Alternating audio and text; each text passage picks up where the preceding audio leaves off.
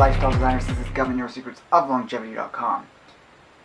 Lately on YouTube, I don't know if I missed this, but there was a little button at one point that appeared that said there's this new feature. It's under the community headline or sidebar title that actually showed that I could once again see comments on past videos for quite a while, a number of months since the big YouTube change. The new comment section in the back end wouldn't show me what was new comments appearing, and I'm not going to go through all of my videos on a regular basis, all 500 plus of them, and try and find out what's been said here and there, and try and sift through and take out the spam, take out the baseless ad hominems, but also respond to the legitimate questions. But this has made that possible, and it's actually working better than the previous system, with the exception of when someone comments on one of my videos and they're not subscribed. You have to actually tag them in a new post, and you can't directly reply to their comment. It's a weird thing. I'm not sure why that's occurring. It's some Google Plus thing, but thankfully it's a little bit easier once again to answer questions, and I'll be able to do some more Q&A videos, get to people's general questions that might just require me linking them to a prior video or give them a quick response in some way. But what it's really done has re-brought this whole issue I've always had with YouTube up to the surface again. I kind of almost forgot about it. How vicious, how unsavory, how uncouth a lot of people online are. And I'm not complaining about it because I've dealt with it for years on end. But it's funny how soon one forgets the lack of tact people have in their criticisms. Oftentimes just because they don't like the way you sound or look. They might actually dislike you for your stance on something, but instead of attacking the stance, they'll attack you personally, and that's always a sign of some problems in their thinking, and it reveals something about their investment in their ideology as well. So over the last few days, I was going through a lot of these comments and having a lot of these same feelings come up, reminding me of how important the idea of being able to think is in day-to-day life, and how much that affects our health, how much that helps us in better decision making, and it helps us change our perspectives on everything from health, economics, politics, spirituality, relationships.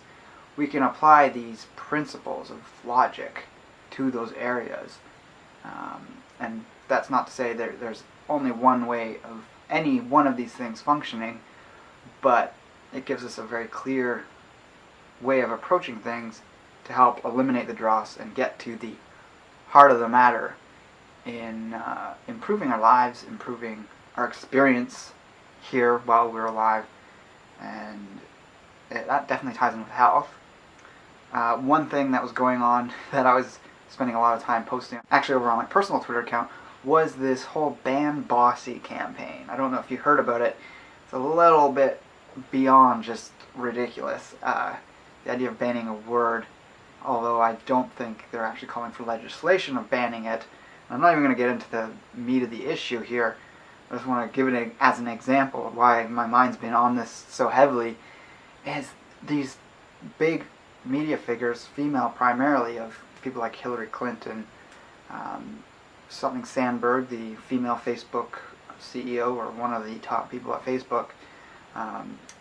Michelle Obama's on board with it, so's Jennifer Gardner, Beyonce, and a whole host of others. And it's just, these people are getting on this campaign with no critical thinking skills.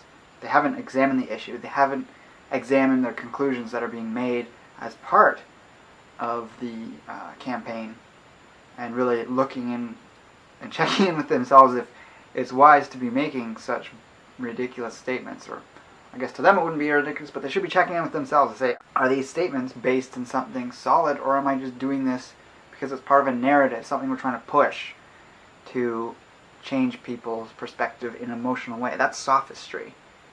That's emotional manipulation. It's narcissistic. It's, when it concerns the global population or a larger population that way, we could even say it's sociopathic. It's trying to change people to gain some sort of advantage, whether it's monetary or you get off on suppressing the opposite side of things. and having a scapegoat that you can point out. In this case, it would be men, because they say men or boys get called leaders while girls get called bossy. It's like, how many kids are even ever called leaders, let alone bossy? Aside from the fact that you have to be pretty morally reprehensible to be putting down little kids,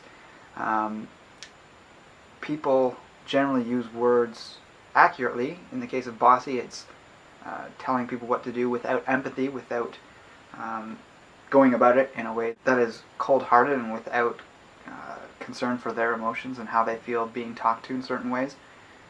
So yeah, people do use that term when people behave that way, and it could be a girl, it could be a boy, it could be a man, it could be a woman that gets called that. I don't think Donald Trump or that guy that does the Shark Tank, Kevin O'Leary, mind being called bossy. They are that. I'm sure at times they've even considered how they can be a little bit more empathetic in some of their tactics, but it didn't hold them back. It doesn't hold Beyonce and all these females who are clearly being bossy about people using the word bossy. They are in their positions, and I guess perhaps maybe they feel a little guilty about the fact that they are so pushy and lack empathy and lack the ability to connect with other people who work for them, perhaps. And so they have this thing they're trying to project on other people and suppress when it's actually within themselves. So tying that back in with the idea of logic, and I definitely want to recommend checking out the top link I have in the drop-down menu below. It's a chart that has 3 areas of cognitive errors, logical fallacies, and I believe argumentative errors. I forget the exact wording there, but they all intersect like a Venn diagram that allows us to understand what happens in our thinking when we engage in debate, when we engage in public discourse, and how that's reflected, and how if we really push these things, some people accept them, but that's the definition of sophistry. That's the convincing through emotion. Doesn't mean you can't have emotion and passion behind something you're stating if it's sound and valid in its basis. But when you put that behind, a personal attack on someone or an attack on someone's character for what it is they're saying, and by character I mean straw man argument, ad hominem, blanket statements, appeal to bias, appeal to authority, appeal to popularity. These are all different ways of saying, this person doesn't qualify to be making this statement, whether they're an idiot or if they lack some letters after the name, or they have certain letters after their name, or they don't fit in with the greater population, what they think, so their points aren't even worth looking at. Anytime you detect any degree of a lack of focus being put on the point and these sort of distraction tactics, you have someone that is engaging in sophistry. And this Ban Bossy campaign is a prime example of that. There's no way of statistically measuring something that's qualitative, people's experience of being called a certain word. Now, really, where it was coming to mind for me in reviewing all these old comments was the age-old debate between seemingly vegans versus anyone that consumes any amount of animal foods whatsoever or promotes it. And me being the person that talks about it and promotes some degree of animal food consumption, I'm the target very easily for these poor argument-based skills in these people. And it reminds me so much of the types of arguments I see between feminists and virtually everyone else. Although, I have to say it, a lot of feminists have actually been against this Ban Bossy thing. They see through the absolutely astronomical amount of BS that's behind this whole campaign. And I could also even liken that discussion to people who are anti-religion versus people who are pro one of the 3 dominant monotheistic religions. So it's this fundamentalism within one of these 3 camps, but that can certainly fall into other camps and other debates, whatever topic they fall into. And we have to be highly hyper-aware of when this is happening, and we either just disengage and don't bother with that discussion, or we be hyper-vigilant about holding those people to the standard of correct discussion, because you have to point those out, and the discussion never actually occurs and never starts taking place.